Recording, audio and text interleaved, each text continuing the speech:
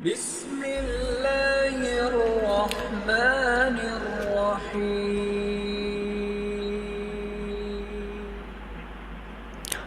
আসসালামু আলাইকুম। সম্মানিত দর্শক, বাংলাদেশের জানা অজানা গুরুত্বপূর্ণ কম গুরুত্বপূর্ণ স্থান, অঞ্চল, নদীনালা, খালবিল, প্রাকৃতিক দৃশ্য অর্থাৎ সমগ্র বাংলাদেশ নিয়েই আমাদের নিয়মিত পরিবেশনা। কি চমৎকার একটি দৃশ্য আমরা দেখলাম বাংলাদেশ রেলওয়ের।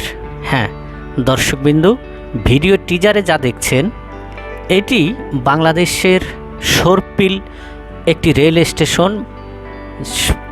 সাপ যেমন এঁকে বেঁকে চলে, ঠিক তেমনি এখানে ট্রেন আসলে বেঁকে যায়। ট্রেনের এক প্রান্ত থেকে আর এক প্রান্ত সম্পূর্ণ ভিউটি দেখা যায়। সেটি হলো Ishwardi bypass station. Ishwardi bypass সম্পর্কে আপনাদের সামনে আজকে সামান্য কিছু ধারণা তুলে ধরব, এর প্রাকৃতিক সৌন্দর্য, ইতিহাস ইত্যাদি। ভিডিওটি ভালো লাগলে লাইক, কমেন্ট, শেয়ার করে আমাদের উৎসাহ দেবেন। চ্যানেলে নতুন হয়ে থাকলে অথবা এখনও যদি সাবস্ক্রাইব করে না থাকেন, সাবস্ক্রাইব করে আমাদের একটু চ্যানেলটি সবাইকে দেখার সুযোগ করে দেবেন। রেল লাইনের একটি বাঁক আর কোল ঘেঁষে দাঁড়িয়ে থাকা এক অনন্য স্টেশন, বাংলাদেশ রেলওয়ের পশ্চিম অঞ্চলের অন্যতম গুরুত্বপূর্ণ এক traffic point Ishwardi bypass railway station. যারা ঢাকা থেকে উত্তরবঙ্গে যাতায়াত করেন তারা কোনো না কোনোভাবে এই স্টেশনের নাম নিশ্চয়ই শুনেছেন, কিন্তু এর নাম বাইপাস কেন? মূল ঈশ্বরদী জংশন না গিয়ে ট্রেনগুলো এই ছোট্ট স্টেশনে কেন এসে থামে? আজকের এই ভিডিওতে আমরা জানব ঈশ্বরদী বাইপাস সম্পর্কে আরও কিছু চমকপ্রদ এবং গুরুত্বপূর্ণ তথ্য। নামে ঈশ্বরদী হলেও ভৌগোলিক মানচিত্রে এর অবস্থান কিন্তু একটু ভিন্ন। স্টেশনটি রাজশাহী বিভাগের নাটোর জেলার লালপুর উপজেলার অর্জুনপুর বরমহাটি ইউনিয়নে অবস্থিত। তবে এটি পাবনার ঈশ্বরদী রেলওয়ে স্টেশন থেকে মাত্র 7 কিলোমিটার দূরে অবস্থিত। এর ঠিক দক্ষিণে ঈশ্বরদী জংশন, উত্তরে আব্দুলপুর জংশন এবং পূর্ব দিকে রয়েছে যমুনা বহুমুখী সেতু। সবচেয়ে দারুণ ব্যাপার হলো এই স্টেশনটি একটি অসাধারণ কার্ভ বা বাঁকের ওপর তৈরি হয়েছে। ট্রেন যখন এই বাঁক নিয়ে স্টেশনে প্রবেশ করে তখন রেলপ্রেমীদের চোখ জুড়িয়ে যায়। নিশ্চয়ই আপনারা এতক্ষণ এই দৃশ্যটি অবলোকন করেছেন। এবার চলুন জেনে নেওয়া যাক এর ইতিহাস সম্পর্কে। চারদিকে সবুজ ডাবল লাইন বা পাশাপাশি দুটি লাইন ধরে আমরা সামনের দিকে এগিয়ে চলেছি। আপনারা এই অসাধারণ সুন্দর প্রাকৃতিক সবুজ দৃশ্যগুলো দেখতে থাকুন, আর আমরা এর ইতিহাস এবং এর গুরুত্ব সম্পর্কে কিছু তথ্য আপনাদেরকে জানিয়ে দেই। 1998 সালে যমুনা সেতু যখন উদ্বোধন হয়, ঢাকার সাথে উত্তর এবং দক্ষিণবঙ্গের সরাসরি ট্রেন যোগাযোগ শুরু হয়। তখন এক নতুন সমীকরণ তৈরি হয়। উত্তরবঙ্গ থেকে আসা ঢাকাগামী ট্রেনগুলোকে আগে মূল ঈশ্বরদী জংশনে যেতে হতো। সেখানে ইঞ্জিন দিক পরিবর্তন বা রিভার্সাল করে, যা ছিল বেশ কঠিন এবং সময় সাপেক্ষ। এই সময় বাঁচানোর জন্য এবং ঈশ্বরদী জংশনের উপর বাড়তি ট্রাফিক চাপ কমাতে উত্তরের ট্রেনগুলোকে সরাসরি ঢাকার লাইনে যুক্ত করতে এই বাইপাস লাইন ও স্টেশনটি নির্মাণ করা হয়। ফলে ট্রেনগুলো মূল জংশনে না ঢুকেও অল্প সময়ে ঢাকার উদ্দেশ্যে রওনা হতে পারে। ছোট স্টেশন হলেও এর গুরুত্ব কিন্তু আকাশচুম্বী। প্রতিদিন ঢাকা এবং উত্তরবঙ্গের মধ্যে চলাচলকারী বেশ কিছু গুরুত্বপূর্ণ আন্তনগর ও লোকাল ট্রেন এখানে যাত্রা বিরতি দেয়। দেখা যাক কোন কোন ট্রেন এখানে যাত্রা বিরতি দেয়। একতা এক্সপ্রেস এবং দ্রুতযান এক্সপ্রেস, এই দুটি এখানে যাত্রা বিরতি দেয়। সিল্ক সিটি, ধূমকেতু এবং পদ্মা যেগুলো রাজশাহী যাতায়াত করে, একতা এবং দ্রুতযান ঢাকা দিনাজপুর যাতায়াত করে। অন্যান্য ট্রেনের মধ্যে রয়েছে পাবনা এক্সপ্রেস, ঢালার চর এক্সপ্রেস এবং কিছু কমিউটার এবং লোকাল এক্সপ্রেস।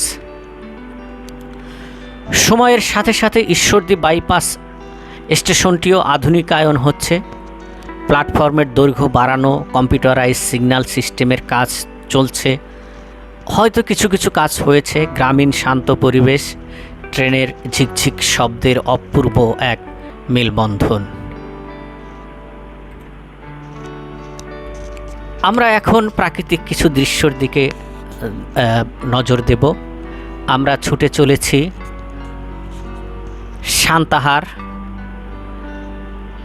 যে স্টেশনটি রয়েছে, অনেক বড় একটি রেলওয়ে জংশন। এর আগে রয়েছে আব্দুলপুর জংশন, নাটোর রয়েছে, আরও অন্যান্য বেশ কিছু স্টেশনকে আমরা অতিক্রম করার উদ্দেশ্যে সামনের দিকে এগিয়ে যাচ্ছি। অন্যান্য দৃশ্যগুলো বা অন্যান্য স্টেশনের তথ্যগুলো বা প্রাকৃতিক দৃশ্যগুলো আপনারা পরবর্তীতে দেখতে পারবেন।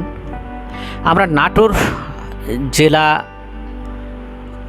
যে উষ্ণ অঞ্চল রয়েছে, যেমনটি লালপুরের কথা আমরা জানলাম, ঈশ্বরদী বাংলাদেশের অন্যতম উষ্ণ অঞ্চল, বা এখানে প্রচুর তাপ থাকে গ্রীষ্ম থেকে বর্ষা মৌসুম পর্যন্ত। শীত আসার আগ পর্যন্ত এখানে প্রচুর পরিমাণে তাপ প্রবাহ বয়ে যায় প্রতি বছর।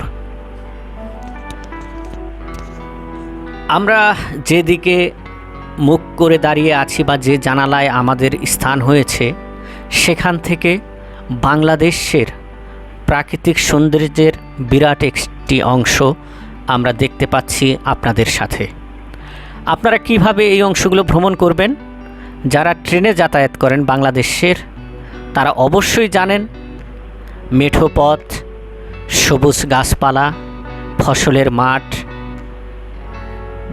বিক্ষিপ্ত বাড়িঘর, দূরে গ্রাম, মেঘযুক্ত আকাশ, কখনো বা মেঘমুক্ত আকাশ, ঝলমলে রোদ, শীতের কুয়াশা, বর্ষার বৃষ্টি, এবং এই অঞ্চলে রয়েছে চলন বিল কিছুটা অগ্রসর হলেই। এই সমস্ত প্রাকৃতিক দৃশ্য উপভোগ করার জন্য আপনাকে ঢাকা থেকে উত্তরাঞ্চলে আসার জন্য, বিশেষ করে আপনারা যদি দিনাজপুর অথবা নীলফামারী, রংপুর, গাইবান্ধা এ সমস্ত অঞ্চলের টিকিট কাটেন, তাহলেই আপনারা বাইপাস বা ঈশ্বরদী বাইপাস স্টেশনকে অতিক্রম করে বাংলার এই প্রাকৃতিক সৌন্দর্য উপভোগ করতে পারেন। সুপ্রিয় দর্শক, কথায় কথায় আমরা অনেকটাই শেষ দিকে চলে এসেছি, গন্তব্যের নয়, আমাদের ভিডিওর গন্তব্যের শেষ দিকে চলে এসেছি। ভিডিওটি ভালো লাগলে আবারও আপনাদের প্রতি অনুরোধ, লাইক, কমেন্ট, শেয়ার করবেন। আর এখনও যদি আপনাদের সাবস্ক্রাইব করা হয়ে না থাকে, অনুগ্রহ করে একটু সাবস্ক্রাইব করে আমাদেরকে উৎসাহ দেবেন। ভালো থাকবেন, সুস্থ থাকবেন, বাংলাদেশ রেলওয়ের সাথে জুড়ে থাকুন, আমাদের ভিডিওর সাথে জুড়ে থাকুন। আপনাদের সুন্দর ভ্রমণ, সুস্বাস্থ্য কামনা করে আজকের মতো বিদায় নিচ্ছি ঈশ্বরদী বাইপাস এবং নাটোর জেলার অন্যান্য অংশ দেখতে দেখতে। আল্লাহ হাফেজ।